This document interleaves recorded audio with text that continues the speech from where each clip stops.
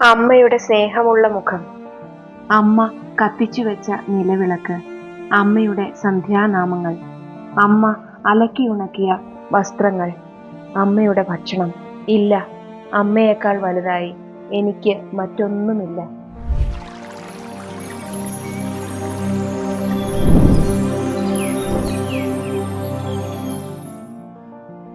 അമ്മ പഠിപ്പിച്ചത്.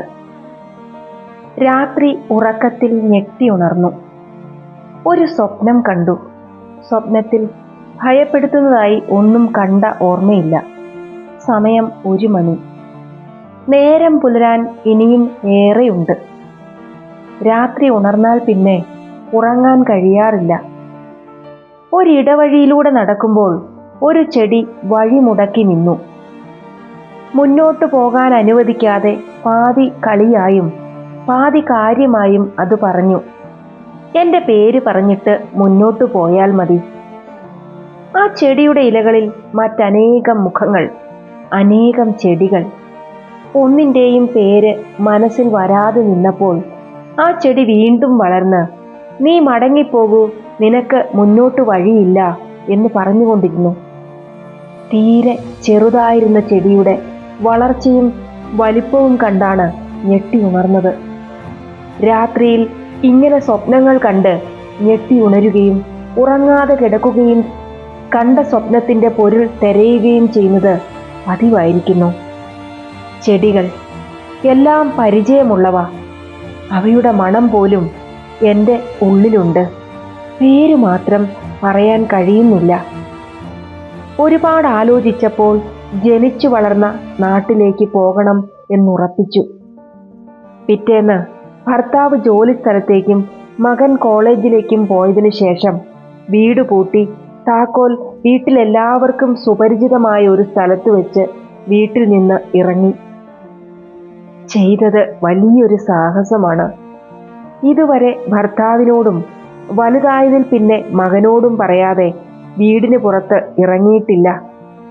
അദ്ദേഹത്തിന് ഇഷ്ടപ്പെട്ട ജോലിയിൽ സ്വയം കണ്ടെത്തിയ തിരക്കുകൾ. മകൻ വളർന്നു വലുതായപ്പോൾ അമ്മ ഒരു വീട്ടുപകരണം മാത്രം. അവർ അവരുടെ ലോകത്ത് ജീവിക്കുന്നു. ഞാൻ അവരുടെ സൗഖ്യങ്ങളെക്കുറിച്ച് മാത്രം ചിന്തിക്കുന്നു. എന്നെപ്പറ്റി ആര് ചിന്തിക്കും? എനിക്ക് വേണ്ടി കുറേ നിമിഷങ്ങൾ, എന്നിലെ എന്നെ തേടി ഒരു യാത്ര. ഗ്രാമത്തിലേക്കുള്ള തിരക്കൊഴിഞ്ഞ ബസ്സിൽ കയറി പിൻസീറ്റിൽ പുറത്തേക്ക് നോക്കി ചാരി കിടക്കുമ്പോൾ സ്വാതന്ത്ര്യത്തിന്റെ ശുദ്ധവായു ഉള്ളിലേക്ക് ഇരച്ചു കയറി. ബസ് മുന്നിലേക്കും ഓർമ്മകൾ പിന്നിലേക്കും. ദീർഘയാത്ര ചെയ്ത് നാട്ടിലെത്തി. കവലയിൽ ബസ് ഇറങ്ങി. 15 വർഷങ്ങൾ കഴിഞ്ഞിരിക്കുന്നു ഇവിടം വിട്ടിട്ട്. ആരും തിരിച്ചറിയാൻ വഴിയില്ല. കവലയിലുള്ള കുഞ്ഞമ്മാവന്റെ മിഠായിക്കട എവിടെ? അതവിടെ തന്നെ ഉണ്ടല്ലോ. ആശ്വാസം. മിഠായി ഭരണിക്ക് പിന്നിൽ ഭരണിയോളം മാത്രം വലിപ്പമുള്ള വെള്ള വസ്ത്രം ധരിക്കുന്ന, മിഠായി പോലെ ചുവന്ന സുന്ദരനായ കുഞ്ഞമ്മാവൻ. ആഹ്ലാദം കൊണ്ട് മനസ്സു നിറഞ്ഞു. ഓടി അവിടേക്ക് ചെന്നു. കുഞ്ഞമ്മാവന് എന്നെ ഓർമ്മയുണ്ടോ? കണ്ണിന് മുകളിൽ കൈകൾ നിവർത്തി വെച്ച് വെയിലിനെ മറച്ച് കുഞ്ഞമ്മാവൻ സൂക്ഷിച്ചു നോക്കി. നീ നമ്മുടെ മാധവേട്ടന്റെ മകൾ ഗായത്രിക്കുട്ടിയല്ലേ? അതിശയിച്ചു പോയി. ഞാൻ പോലും മറന്ന എന്നെ കുഞ്ഞമ്മാവൻ ഓർത്തിരിക്കുന്നു. പണ്ട് അമ്പലപ്പടിക്കലെ പ്രൈമറി സ്കൂളിലേക്ക് അമ്മയോടൊപ്പം പോകുമ്പോൾ അരികിലേക്ക് വിളിച്ച് തരാറുള്ളതുപോലെ കുഞ്ഞമ്മാവൻ മിഠായി ഭരണി തുറന്ന് തൻ്റെ കുഞ്ഞി കൈകളിൽ നിറയെ മിഠായി വാരി എനിക്ക് തന്നു. അതേ മിഠായി, അതിന് അതേ മധുരവും പുളിയും. വായിലിട്ട് നുണയുമ്പോൾ നാവ് പഴയ രുചികളെ പരിചയപ്പെടുത്തി. കുഞ്ഞെന്താ ഈ വഴിയൊക്കെ? ഇവിടിപ്പോ ആരാ ഉള്ളേ? എല്ലാം വിറ്റുപോയില്ലേ? എല്ലാം വിറ്റുപോയാലും ഓർമ്മകളെ വിൽക്കാൻ പറ്റുമോ? അച്ഛൻ, അമ്മ, സഹോദരങ്ങൾ, ബന്ധുക്കൾ, കൂട്ടുകാർ, തൊടിയിലെ ചെടികൾ, ഓർമ്മകൾ മനസ്സിൽ പച്ച പിടിച്ച് പെരുകുന്നു. കുഞ്ഞമ്മാവന് സുഖമാണോ? എനിക്കെന്തു കുഴപ്പം കുഞ്ഞേ? ആരുമില്ലാത്തവന് ദൈവം തുണ. കുഞ്ഞമ്മാവനൊന്ന് നിർത്തിയിട്ട് ചോദിച്ചു, ഗായത്രിക്കുട്ടി ഇപ്പോ എങ്ങട്ടാ? വെറുതെ എല്ലായിടവും ഒന്ന് കാണണം. ശേഷിച്ച മിഠായി വായിലിട്ട് നുണഞ്ഞുകൊണ്ട് നടന്നു. ബാല്യത്തിലെ ഒരുപാട് ഓർമ്മകൾ അകമ്പടിയായി ഒപ്പം കൂടി.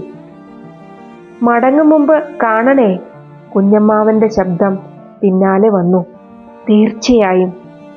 പരിഷ്കാരത്തിന്റെ കരം പിടിച്ചു പിച്ചവെച്ചു തുടങ്ങിയെങ്കിലും ആ നാട്ടിൻപുറം അങ്ങനെ തന്നെയുണ്ട്. അത് മുടിവെട്ടി മുഖം മിനുക്കി നഗരസന്തതിയായിട്ടില്ല. ആരോടൊക്കെയോ നന്ദി തോന്നി. പഠിച്ച സ്കൂൾ, കുട്ടിക്കാലത്ത് കൂട്ടുകാരോടൊപ്പം ഒളിച്ചു കളിച്ച സ്കൂൾ പരിസരത്തുള്ള കുറ്റിക്കാട്, അവിടെ സുപരിചിതമായ കുറേ സസ്യങ്ങൾ, അവയുടെ പേരുകൾ ഓർമ്മിച്ചെടുത്തുകൊണ്ട് ഗന്ധം ആസ്വദിച്ചുകൊണ്ട് നടന്നു. കുട്ടിക്കാലത്ത് പരിചയപ്പെട്ടവ: ഞൊട്ടാഞൊടിയൻ, അപ്പൂപ്പൻ താടി, നെയ്യൂർപ്പം, പാൽക്കാടി, കണ്ടോനെ കൊത്തി, മഷിപ്പച്ച, കാക്കപ്പൂവ്, പെരിങ്ങലം, വട്ട, തൊട്ടാവാടി. ഓരോന്നിനെയും തൊട്ട് തലോടി അവയുടെ പേരോർമ്മിച്ചെടുക്കുമ്പോൾ അവർ തലയിളക്കി നന്ദി പറഞ്ഞു. നഗരത്തിലായിരുന്നിട്ടും നാളേറെയായിട്ടും മറന്നിട്ടില്ല അല്ലേ? ഒരു മാറ്റവുമില്ല. ഇല്ല, നിങ്ങളെയെല്ലാം മനസ്സിൽ കൊണ്ടു നടക്കുന്നു. ആ പഴയ എന്നെ ഞാൻ ഒരുപാട് സ്നേഹിക്കുന്നു. അതുകൊണ്ട് എനിക്ക് മാറാൻ കഴിയില്ല. കുട്ടിക്കാലത്ത് വളർന്നു വലുതാവാൻ ഒരുപാട് ആഗ്രഹിച്ച ഞാൻ അതേ സ്ഥലത്ത് നിന്നുകൊണ്ട് ചെറുതായി ചെറുതായി ഒരു കൊച്ചു കുട്ടിയാവാൻ കൊതിച്ചു പോകുന്നു. ഈ കാട്ടുപൊന്തകളിൽ ഒളിച്ചു കളിക്കാൻ, പുല്ലിൽ കിടന്നുരുളാൻ, ഞാറപ്പഴങ്ങൾ പറിച്ചു തിന്നാൻ, വെള്ളം തെറിപ്പിച്ചു കളിക്കാൻ, പുതുമഴ നനയാൻ, ആലിപ്പഴം പെറുക്കാൻ, മയിൽപ്പീലി പുസ്തകത്താളിൽ ഒളിപ്പിക്കാൻ ഒരു കൊച്ചു കുട്ടിയായിരുന്നെങ്കിൽ. പിച്ച വെച്ചപ്പോൾ മുതൽ നിങ്ങളുടെ പേരുകൾ ആരാണ് എന്നെ പറഞ്ഞു പഠിപ്പിച്ചത്? ഞൊട്ടാഞൊടിയൻ പഴത്തിന് നല്ല മധുരമുണ്ട്. അപ്പൂപ്പൻ താടി കാറ്റിൽ പറക്കുന്നത് കണ്ടോ? നെയ്യൂർപ്പം കൊടുത്താ കറമ്പിപ്പശു കൂടുതൽ പാല് തരും. പാൽക്കാടി പറിച്ചു കളയല്ലേ, മരുന്നാ. കണ്ടോനെ കൊത്തിയാണല്ലോ ഉടുപ്പിൽ നിറയെ. മഷിപ്പച്ച കൊണ്ട് സ്ലേറ്റ് മായ്ച്ചോളൂ. പൂക്കളത്തിൽ കാക്കപ്പൂ ഇട്ട നല്ല ചീലുണ്ട്. പെരിങ്ങലം പൂവിന് എന്ത് മണം! ഇങ്ങനെ ഒരു തൊട്ടാവാടി പെണ്ണ്. ഓർമ്മയുടെ അങ്ങേയറ്റത്ത് നിന്ന് ആരാണ് ഇതെല്ലാം വിളിച്ചു പറയുന്നത്? അമ്മയോ, അച്ഛനോ, അമ്മൂമ്മയോ, വല്യേട്ടനോ, ചെറിയേട്ടനോ?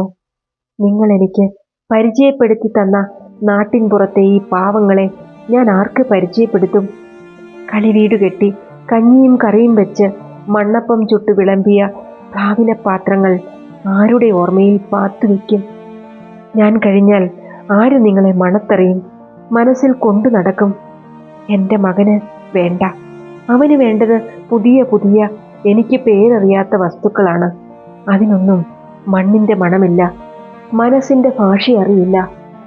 എല്ലാം ഓർത്ത് മനസ്സു കലങ്ങി വഴിയരികിൽ അന്തം വിട്ടു നിൽക്കുമ്പോൾ കുഞ്ഞമ്മാവൻ ആ വഴി വന്നു.